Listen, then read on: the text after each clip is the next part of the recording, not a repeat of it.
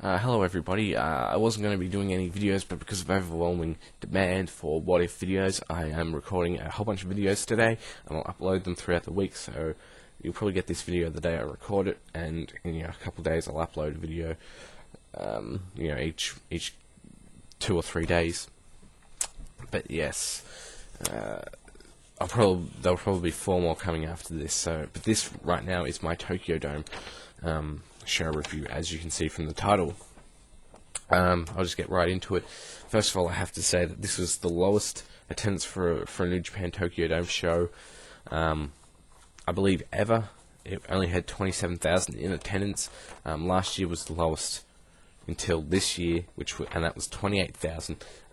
In New Japan's peak, they were getting over 60,000 in the Tokyo Dome. So bringing in TNA guys, All Japan guys, and 01 Max guys really didn't help attendance numbers at all, even though I feel there was a lot of good build to this event, because I do understand some Japanese, so I can sort of understand what's going on. I can't speak it fluently, but I can still read it and understand some of the language. Sometimes some things just go right over my head. But let's get right into the review. We had Styles, Cage, and Williams versus Millano, Collection AT, Minoru, and Devitt, or Prince Devitt. This was a good match. It was a good opener. I feel it maybe went for a little bit too long for an opener. Maybe maybe like 2 or 3 minutes too long. And Styles finished the match because he was obviously the most popular in Japan out of the Styles, Christian Cage, and Pete Williams team. I think he pinned Milano, Collection AT, I can't remember, but it was still a good match. Just a little bit too long, that's my only criticism, so it was 2 3/4. We had the IWGP Junior Heavyweight title with Wataru Inoue versus Christopher Daniels. This was good. It showed that you can have a good match without doing a whole bunch of high-flying moves. Of course, having said that, it is a junior heavyweight match, so you do expect some high-flying moves. But because they didn't do that, it didn't hurt the match too much, because it was still a very well-put-together match. Just didn't have a lot of high-flying stuff that you expect from a junior heavyweight match, which is my only criticism. So 2.5 stars, still a good match. Nothing wrong with it. Next, we had the Japanese Muscle Monster, Manabu Nakanishi, versus Abyss. This was an interesting match. It was entertaining, but it wasn't very good, because you did have 2 big guys. Big guy matches are always somewhat entertaining unless you've seen them do the same crap over and over again. So it was somewhat entertaining. But my biggest criticism of the match was you had Abyss bring out the thumbtacks like 2 minutes into the match, after Nakanishi had beaten the crap out of him, and he just threw him down on the ramp. Obviously, they didn't want to do any damage to the New Japan's ring canvas, or leave any thumbtacks later on, so someone might fall in them.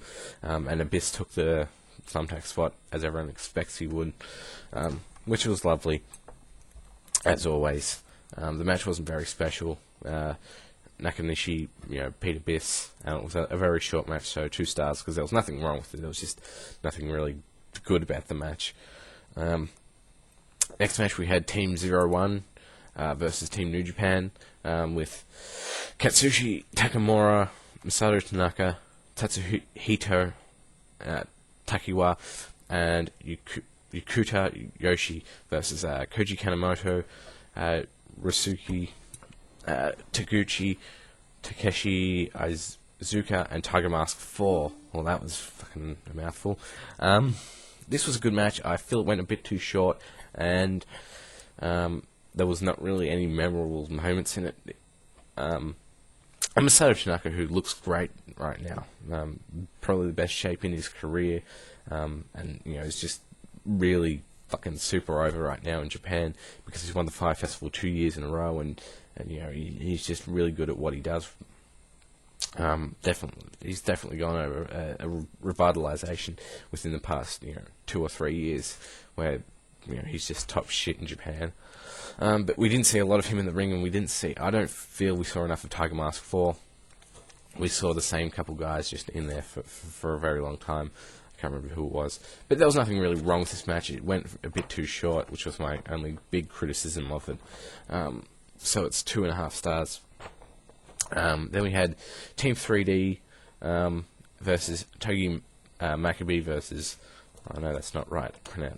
I didn't pronounce that right. Versus Toru Yano.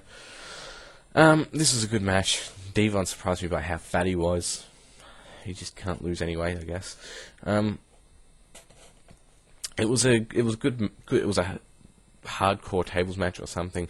I'm unsure because all it was just a hardcore match with a fancy name or what the Japanese felt was a fancy name, because they like to use English because they think it's cool, but they always mess it up and it sounds stupid.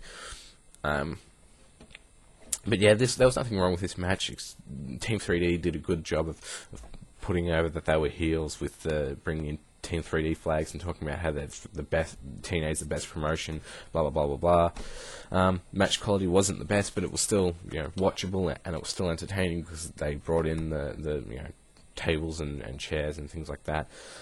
So yeah, 2 3/4 stars, better than I was expecting from Team 3D, but Toji and Toru did sort of carry them.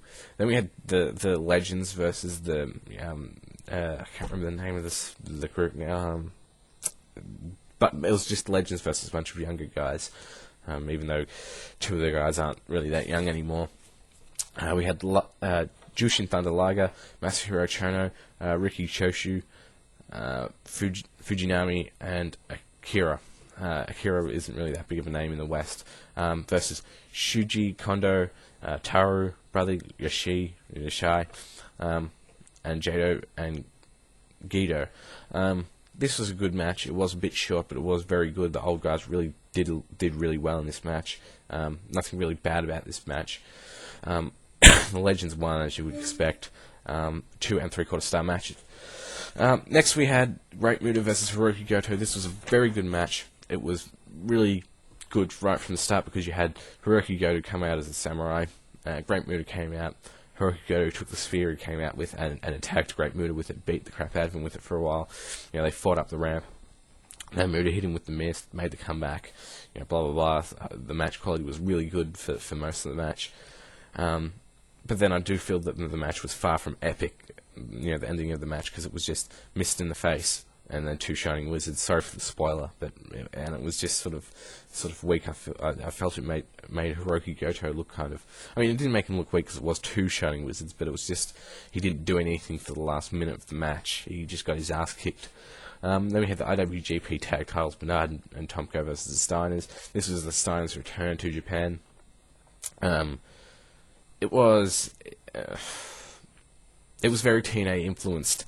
It had that TNA style, and the TNA style is about 40, run-ins or, other shit. There was a ref bump, and, Jeff Jarrett got up on the apron, and we had, someone arguing with someone else, and someone got hit with a guitar, and just turned into a bit of a clusterfuck at the end. You didn't know who really went over in the match because it was just stupid.